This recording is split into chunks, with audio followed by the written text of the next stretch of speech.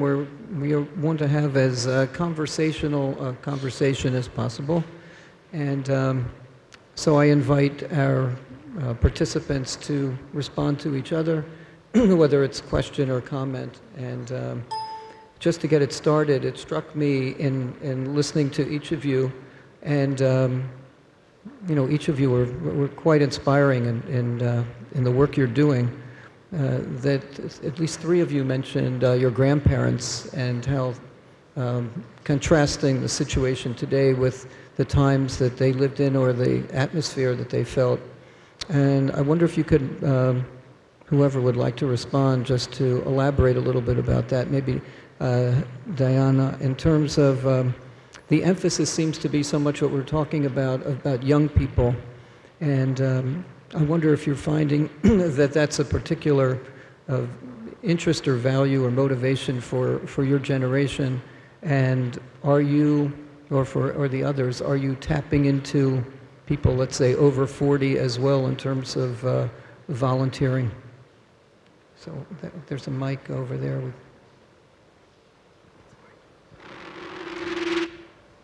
It sounds like it's working. There's a part of it that's generational, but I think there's a part of it that's also cross-generational. One of the themes that came up is about Tikkun Olam not being a new Judaism, but an old Judaism. Some of the commitment to pursue social justice is commitment that has been passed down to me from previous generations. So I think that it is something that has been part of the Jewish narrative and Jewish history throughout this entire period of time. In terms of the work that I'm involved in, it is specifically targeting young people, whether through the Jewish Agency and our Project 10 initiative or through other initiatives that I'm involved in. But I think that it is something that speaks to a lot of people nowadays. And I think that part of what is significantly different is not necessarily a generational mind shift, but rather the resources that we have at our disposal. We're talking about fundamentally different Jewish communities around the world than we had 65, 66 years ago, and a fundamentally different state of Israel than we had 65, 66 years ago. And given the fact that we have those resources at our disposal, we would be missing out on tremendous opportunities to be doing good if we don't catch up and realize that there are new resources. Yeah, anyone else would like to respond?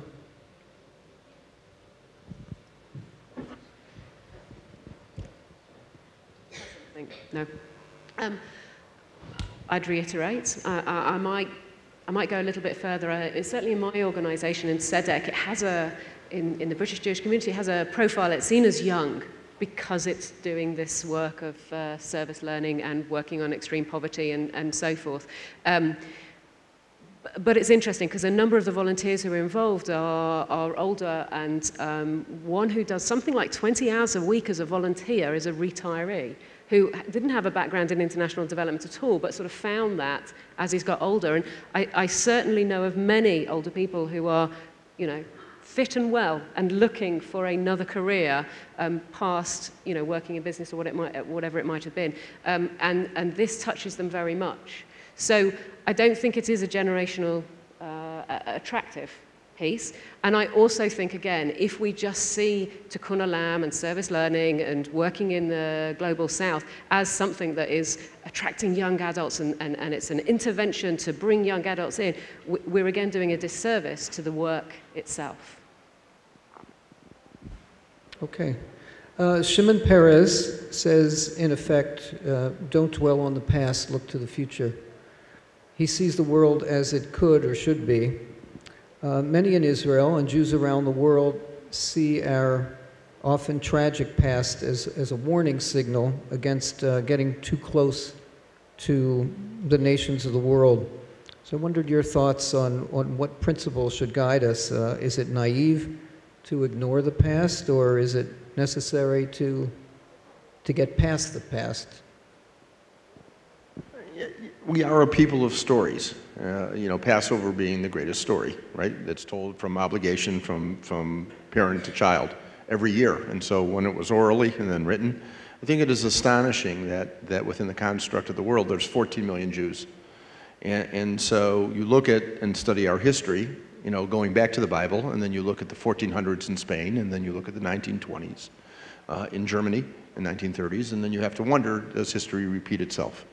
And the answer is what Bill Clinton also said besides Shimon Peres, which is we also have to be aware of the fact that there are real evil in the world, that there are real threats in the world. We must be constantly vigilant in terms of being aware of what evil that there is. We are strong because, right, of our strength of character and our strength of morality. And I think as long as we understand the values and the morality, that we shouldn't be afraid of the future. And we shouldn't be afraid of the neighborhood, and we shouldn't be afraid of our enemies. What we have to be is the light unto all the other nations.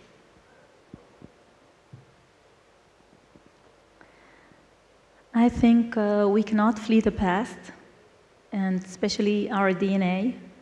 I think Israeli civil society truly has got deep roots into Jewish tradition and culture, which supports values of life-saving assistance.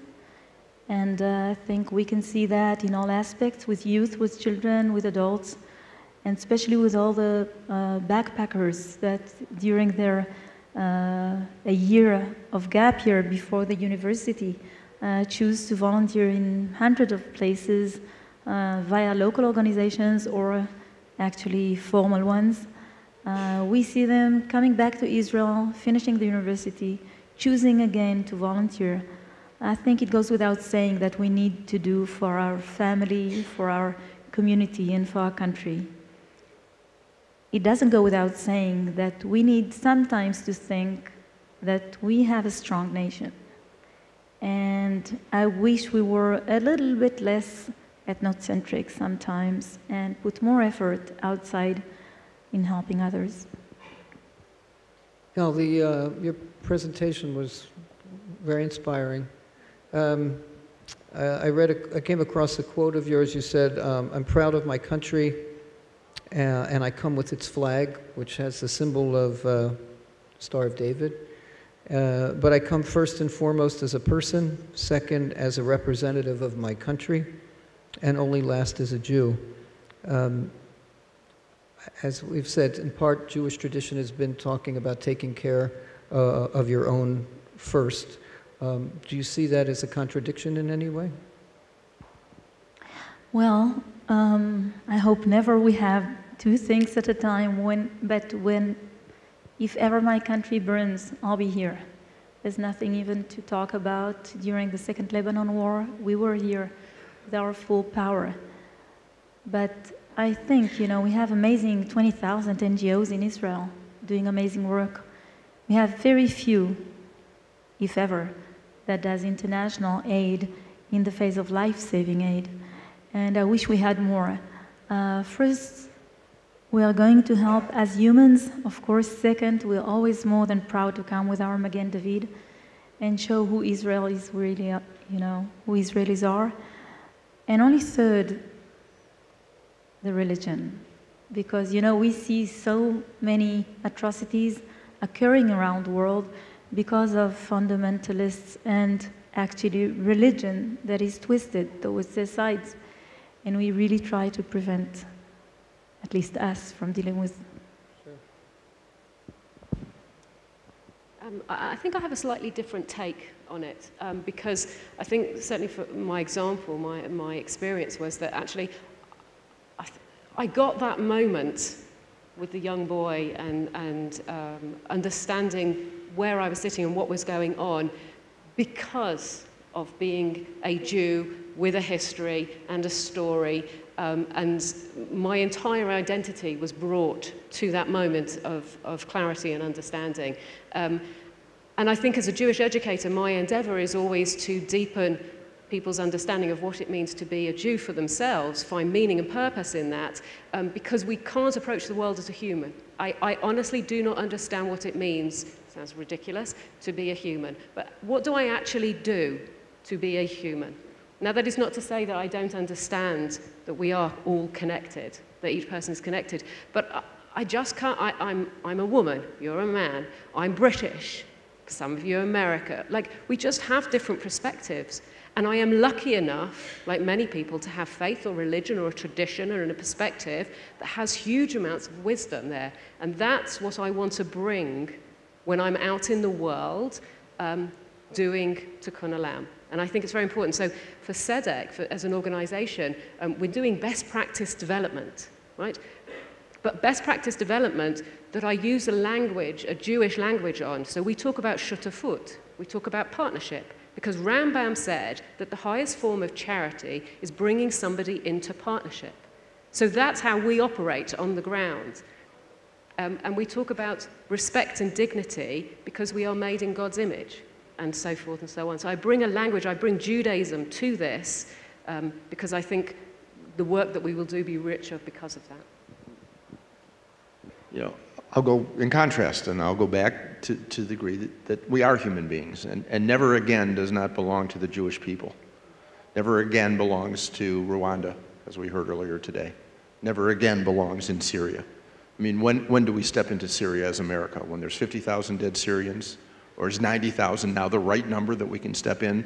So as Jews, we have to be very vigilant in understanding that the slippery slope is for all human beings. And so when we say never again, because of our history of the Holocaust, it means for the world, and never again in Africa, and never again in the Middle East, regardless of the people.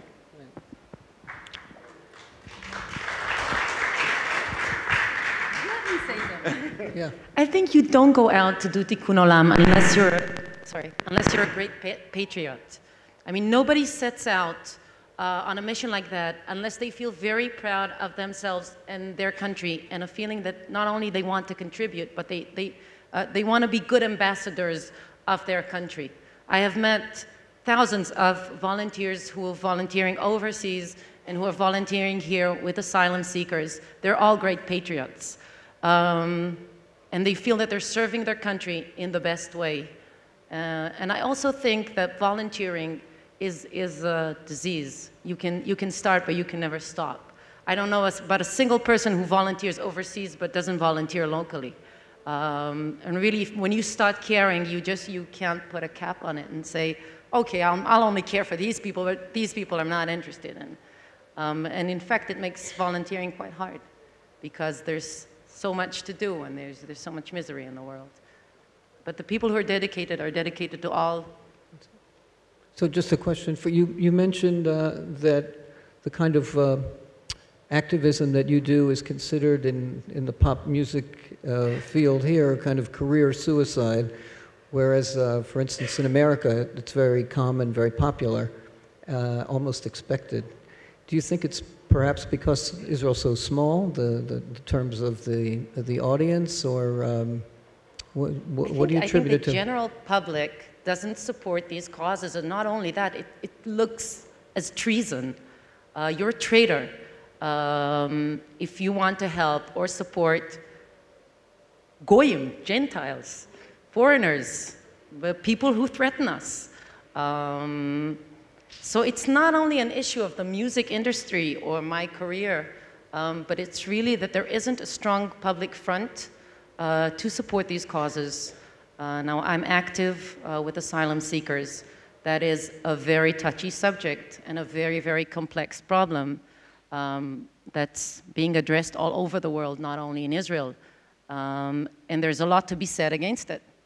It's not like a very clear thing where one side is very good and the other side is very evil.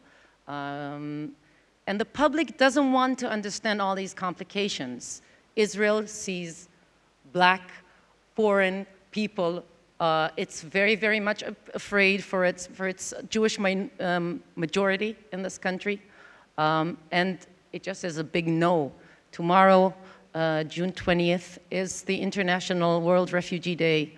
And I will just say that Israel is last, not second to last, but last in granting asylum to refugees.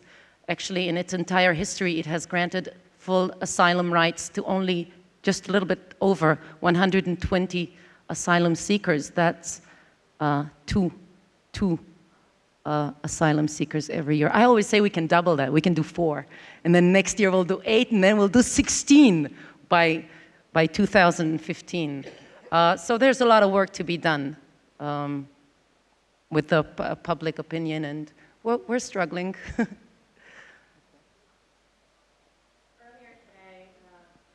Earlier today, Gal and I were talking about our discomfort with the term Tikkun Olam. And I don't want to speak for Gal, but in terms of my own sense of discomfort, we're a world of over 7 billion people, and there are only 14 million Jews. And so when we talk about repairing the world, it seems like a pretty mighty task for a pretty small people. And one of the things that seems to be important to me is to have a sense of humility about this enterprise and realize we're part of a much larger tapestry of people who are engaged in repairing the world. And then to ask myself the question that Jude posed before, what is our unique added value as the Jewish people to this larger tapestry? And for me, like Jude said before, part of it is the Jewish language. Part of it is drawing upon generations and generations of Jewish wisdom in this regard.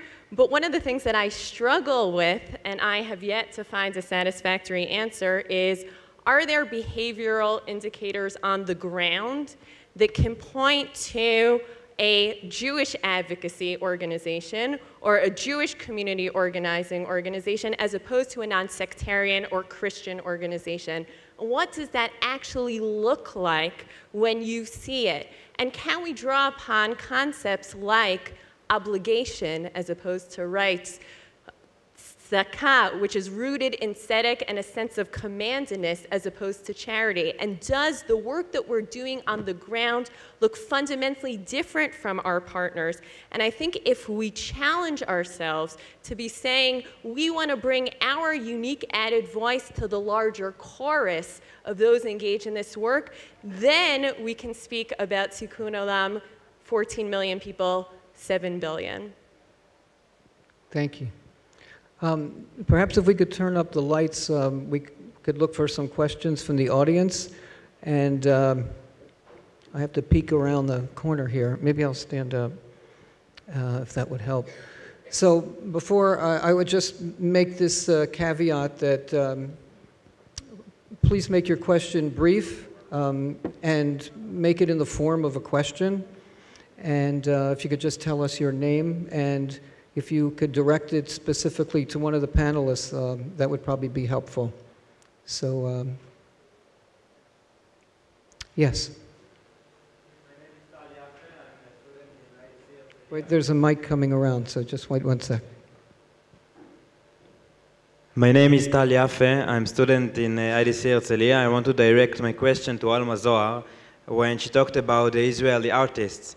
Now, many people see the making an opinion about political and ideological or things like that are not something of the job of the Israeli artists, and it's not their job to pronounce and declare what they're thinking about. And the other says it's their duty. I want to know if you also think it's a kind of a duty of them, or if it goes together, so it's okay. Do I think it's an artist's duty to speak about moral or political issues? Definitely. I'm all 60s in that aspect. But I basically think if you're holding a microphone and you're speaking to people, you better say something. And when I found this,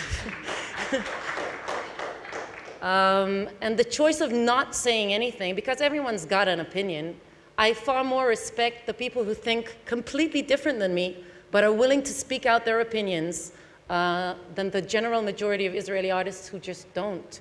It's a small music market, mind you. You don't want to upset 50% of the population. You won't have an audience. But I would also like to say that despite all the warnings I get from my managers, my career is okay. And the Israeli people have proved that they can set aside these differences and still enjoy the music. So I hope in that maybe other artists will be less afraid to come forth and say, I strongly believe in this or that.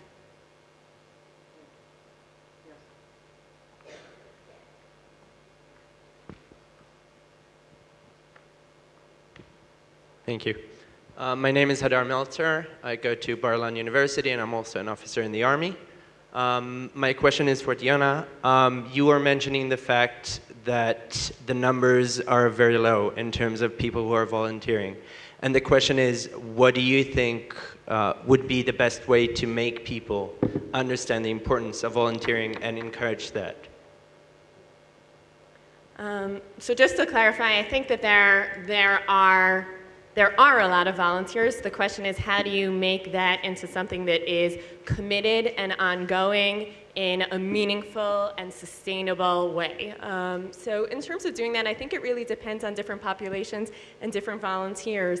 Young Israelis have different life stages. Gal mentioned before the Israeli backpackers. There are between 30 to 50,000 Israeli backpackers at any given point in time traveling around the globe. If only 5 to 10% of them are relevant for and interested in an immersive volunteering experience, you're talking about a huge untapped potential to be doing good in the world. So I think it's about creating the frameworks that capitalize upon various points in time in life. And I think it's about creating cross-communal conversations like this that delve deep and look at the issues and say that we live in a different time than we lived in before, and generating both the necessary buzz but also the frameworks to do that.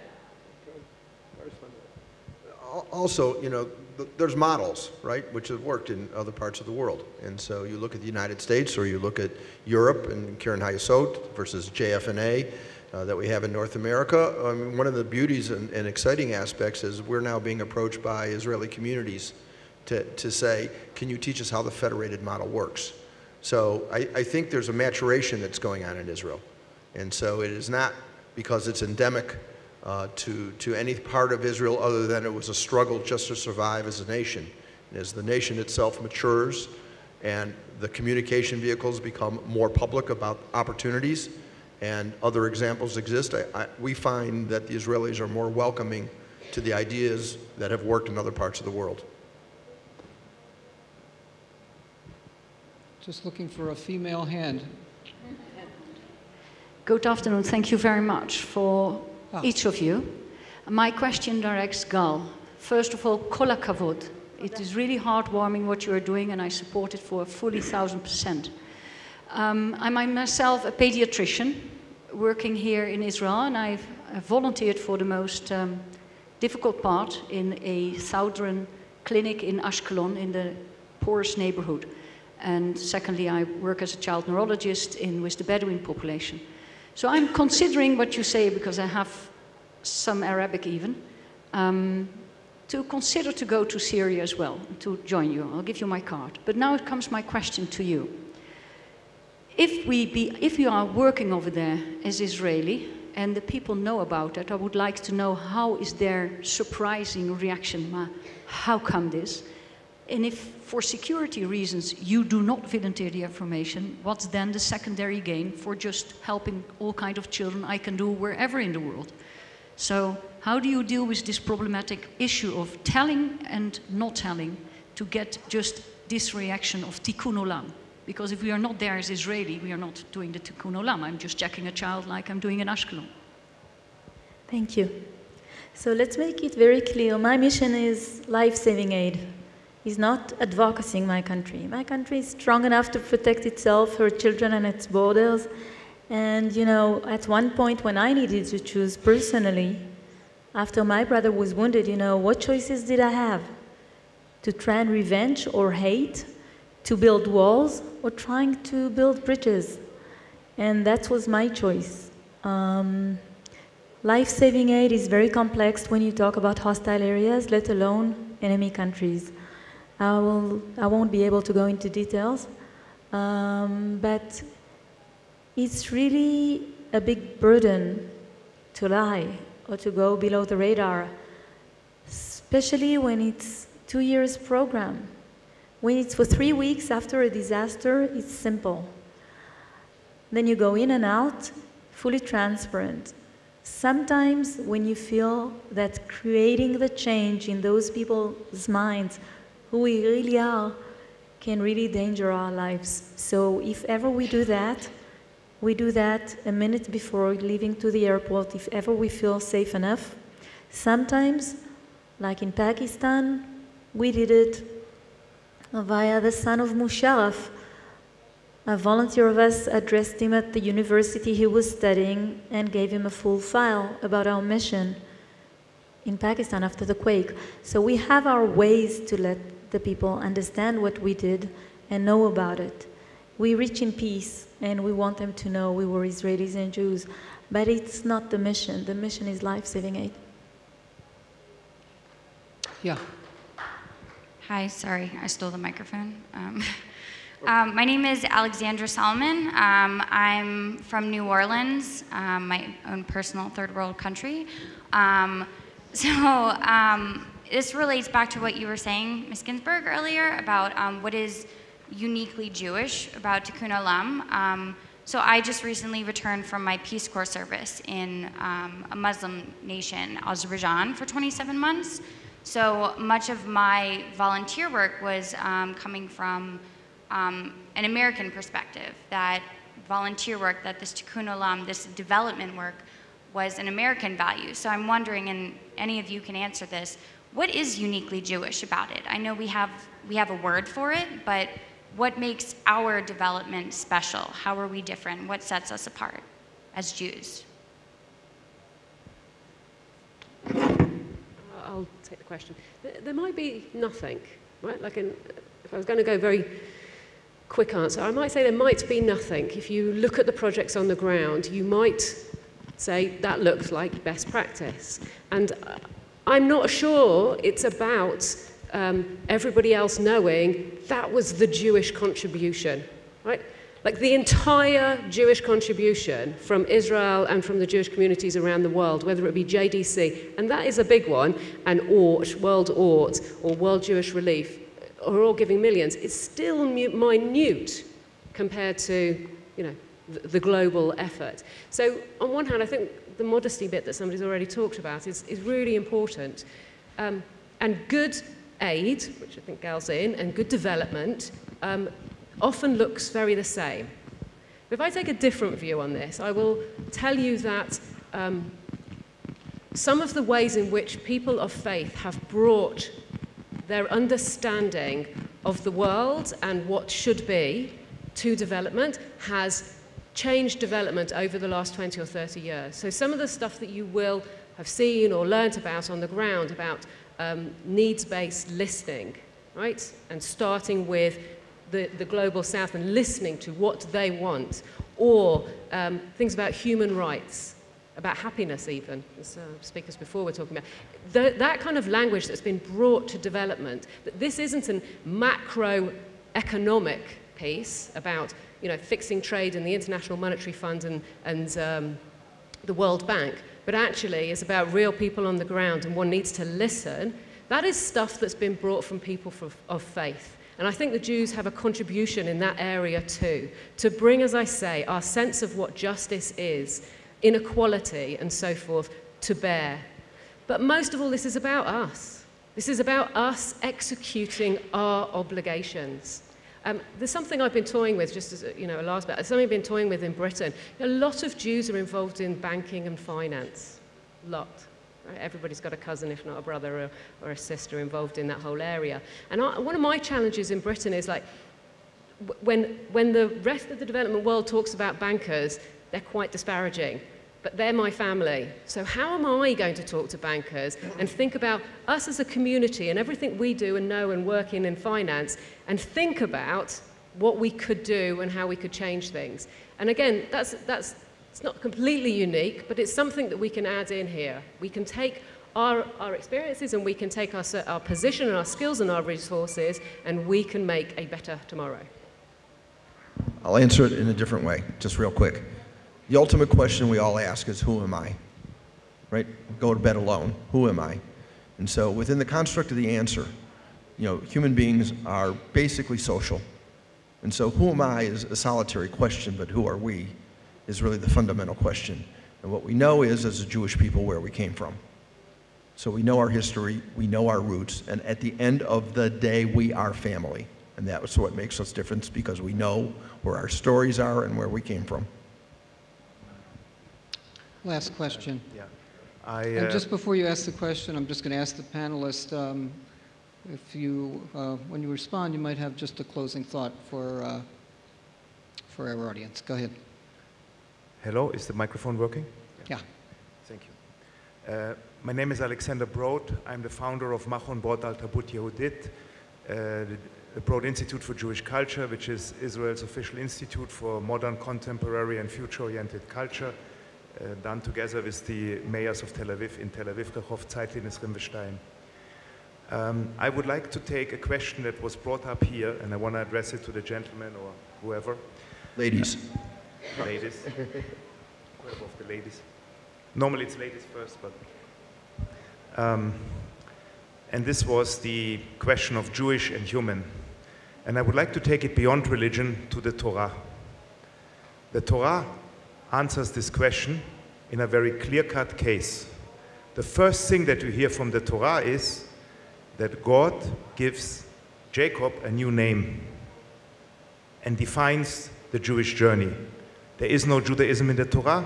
He says, I will call you Israel, and we are called Bnei Israel, Israelites. And what is the definition of Israel? It's one, and it's always badly translated into English. We translate it as who fights with the human and the divine.